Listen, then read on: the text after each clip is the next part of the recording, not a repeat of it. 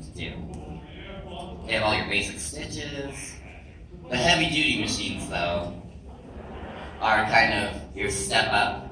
They are more expensive, but they are super wonderful. Because so many times as cosplayers, we're working with really heavy materials. We got our vinyls and our leathers and our upholstery fabric. Because how many people go to the fashion fabric aisle for their cosplays to find that specific? It's generally like you're finding curtains that have your perfect pattern. Yeah. So you need something a little heavier. And a heavy-duty machine has a better motor, so it can run through that fabric better without having to worry about your needles breaking or your belts coming off. Sergers, they make life easy. They create super professional seams, and they lock your seams, so you don't have any fraying or anything, and it's very nice. They're super fast. They are incredibly loud, so if you have your neighbors that are really picky and like bang the broom on the roof every time you make noise, they might not appreciate it, but they are wonderful. And they are more expensive. You can get cheaper ones, but the more money you spend, the longer it's going to last, the less likely you're going to have to fix the machine. Rutabaga. Does a serger do everything that a sewing machine does, or do you kind of need to have both? I would recommend having both, because a serger, what it does is it cuts the fabric as it sews it, so you have that finished seam. So sometimes, like if you're top stitching, you're not going to want to use a serger because you're going all over the fabric kind of thing. So it's mostly just for sewing garments together. Okay. For like attaching two pieces. Yes, yeah. Oh, embroidery machines, like I said, they are the most expensive. They are a luxury, but you have consistent, fast, perfect embroidery done on your garments. You can make patches and all that. So they're super wonderful if you have the financial availability to buy one. Do it. None of us are at that point yet, but Great Christmas present options. yes. You can definitely just every year on the list, it'll somehow you wear your family down. So machine accessories. These are what can make your basic machines super helpful. So you can get extension tables, which are handy because sometimes you have to work on a giant piece of fabric and you don't want to have it falling off the table most of the time, or your cat's playing with the bottom of it kind of thing. So, and then the walking foot. This is what I recommend to everybody. If you don't know what a walking foot is, it's this little foot that attaches to your needle, and as the needle goes up and down, the foot goes up and down. And has anybody been sewing something and the top fabric has bunched as you're sewing it? This grabs that top fabric at the same time, so you don't get that, and you get that perfect even feed. And you can get them for like $30 kind of thing for your machine, so it kind of makes it worth it. They're the best thing. That's the only thing I will sew with on my machine unless I need a specific different foot. The ruffle foot is this giant, ridiculous contraption. They are fantastic if you do giant ruffles, if you're doing like a big underskirt kind of thing. And what it does, it kind of like pleats the fabric as you're sewing through it. It's kind of tricky to get the hang of how to feed the fabric through it, but it makes ruffles super fast instead of having to pin and pleat everything as you're going along. And the rolling foot is super handy for sticky fabrics, so vinyls and leathers, because it has little wheels on it, so they just roll underneath. It's not pushing the fabric, it just rolls. Similar to a walking foot, how a walking foot works, but with wheels instead of walking. Fine, but you don't have an embroidery machine, you can just like put on this foot, it's like a little hopper, and that way it doesn't, your fabric doesn't get caught under the foot, so you can just move it freely however you want to do it. And it's really easy for Apple too, like if you sew a circle instead of turning the fabric. To sew the circle, you just move it in a circle. Or wax on, wax off. Wax on, wax off, exactly. Your universal foot is what everybody has one. That's what you use for most of the sewing. Your ball pointer, oh no, I'm doing the wrong thing. Your Teflon foot is a plastic foot. It's also kind of what you would use a rolling foot for. The plastic Teflon is non-stick, so vinyls would slip right under it, kind of thing. So they're cheap too. They're like $3 kind of thing. So overcast and overlocking foot. They are nice if you don't have a serger. It has a little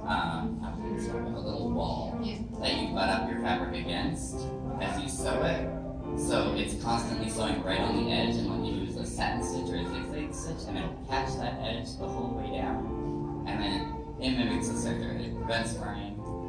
It's really, again, all of these like small feet are like $3-4, so if you just have all of them, you don't need any other machines. It's a Cheaper way of doing it. faking it to pretty much. Yeah. And then your satin stitch buds, it just has a little recess cut out on the bottom, so your stitching can slide under it, because satin stitching creates quite a heavy line of stitching, so sometimes it can catch on the foot as you're sewing it. So this allows it to just slide through. And then your zipper foot, everybody has a zipper foot, great for zippers. And your buttonhole maker, it's just kind of, you slide your button in the back, and it kind of presets the size of your buttonhole. I will say test out your buttonhole first, because I find for my machine, my buttonhole's always way too big if I do that method. And some machines are too small. So always test out on a scrap fabric that your buttonhole is the right size. Sewing needles. So most people know all the regulars, like your universal, your jersey, or your ballpoint is for knit fabrics, your stretch or for stretch. And then your leather needles, they kind of have a blade, so they're for heavier fabrics. They kind of cut through the fabric instead of trying to push its way through. And then twin and double needles, you don't work with a lot. They use a lot more thread because you have to use 2 spools of thread. But it's nice if you need perfect parallel stitching. It creates that perfect parallel line cut out. Try and line it up. As well as, because it only has one bobbin thread, it creates a zigzag on the bottom, so it's a stretch as well. So you have 2 lines of stitching plus a stretch stitch. So your jumpsuits, you're not going to pop out of your jumpsuits kind of thing. So. Carrot. Carrot. Can that type of needle just go in any machine, or does it? Yeah, no, any machine. You just have to remember you need 2 spools of thread on the top. Okay, cool. A nice home project for them too, if you ever make baby clothes, double stitch that stuff. Yeah. Because if they start getting active, they rip through stuff, and their stuff gets washed all the time. So I've definitely had some baby blankets come back to me from my sister saying, "Yeah, these bitch. I sold them again." So just saying, as a side note for the long process. As for replacing needles, they need to be replaced quite a bit. Nobody replaces them. I know we're all housewives, we're on a budget, we don't buy more needles than years ago. They should be replaced after every big project because they get dull or they get bent. If it's bent, you'll know right away because your machine's going to start jamming. It's not going to be hitting that bobbin correctly, and it's going to like, when you get those big clumps of thread on your underside, that means your needle's bent. And then, yes, Just a tip, if you buy the most expensive needles, you can afford. yes, they will be the best quality, they will be the least likely to get dull or bend or break. And then, yeah, if they're dull, you're going to start noticing your fabric is puckering because instead of going through the fabric, it's punching through because it doesn't have a point anymore. So you're going to start seeing holes, or if you start seeing like ripples along your seams, that means your needle's dull. And your dials. Does everybody know what all of their dials and all of their little switches on their machine do? Yeah. Totally. I don't either. So I got most of them. I have 50 of them. How am I supposed to memorize 50 of them? Yeah. So our stitch length, we all know is the length of the stitch. So your longest stitch is going to be your basting stitch. So that's kind of just setting yourself up for success.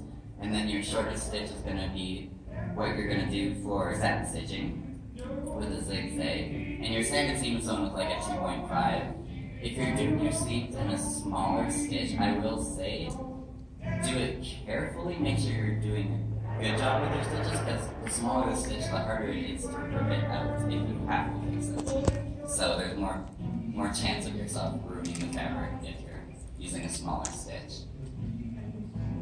Your stitch width is used with zigzags and decoratives. You really have to play with the width and the length when you're doing decorative stitches. Most machines have a couple, like a scallop edge. You have to find what the perfect setting is to get the perfect stitch. And then once you find that, write it down. Then you'll remember for next time. So I have a big chart for my machine. Every machine is different, but just spend a half hour playing through all of it. It'll be really helpful in the future.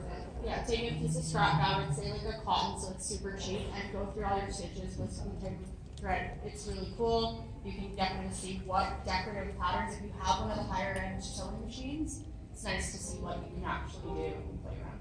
Yes. And then needle position. Not every machine will have a needle position dial. It's like a little, it'll be at the top, just between the tension and your width dial. And it's like, it just, exactly what it says, it changes the position of your needle. So say you're doing a gathering stitch and you want to do 3 lines of stitches that are perfectly parallel to each other. Instead of keep moving the fabric, you just keep the fabric in the same spot the whole time, just switch the needle. So it makes things easier that way. And then the tension. The tension is something nobody knows what it is. Like, nobody knows how to fix it kind of thing. There's tension on the top and the bottom. So the tension dial is only talking about the top thread. And when you have, this is all going to be in regards to the top thread, because really your bobbin tension is in the bobbin holder, in the flux capacitor. So you don't want to fiddle around in there. It's meant to never have to be changed kind of thing. So we're only going to talk about the top thread. So when it's too high, your top thread tension is too high, it's pulling all the fabric, or all the thread from the bottom up through the fabric, and you're going to have little loops on the top, and it's going to be puckering. And if it's too low, it's going to be pulling the thread on the top down. So that's when you have nesting, which is when you have all that kind of loose thread along your bottom fabric. So that's also not nice. So I'll only play with the tension. And if you think the tension's off, it's probably not the tension, it's probably the needle needs to be replaced. That's a little tip that I've learned several times, because I've messed up my tension a lot playing around with it.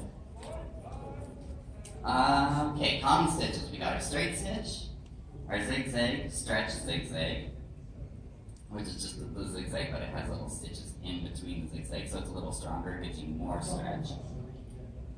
Then we have our hemming, our blind hems, and our stretch blind hems. And we have our stretch stitch, as well as our overlock stitch, our satin stitch, which is a wide zigzag, and then our buttonhole. These are kind of the basic stitches that you need for your costumes. A lot of the excess, there's like 50 different types of stretch stitches. There's so many different types. These are the basic ones. All machines have them. This is what they are. This will work for your cosplay. Yes. Tools. So when it comes to the Carrots. carrots, I find that another nice thing using the stretch thing is it can make nice decorative stitches. Exactly, yeah. You can use all of these stitches for decorative stitches as well. That is a good point. You don't have to use it just because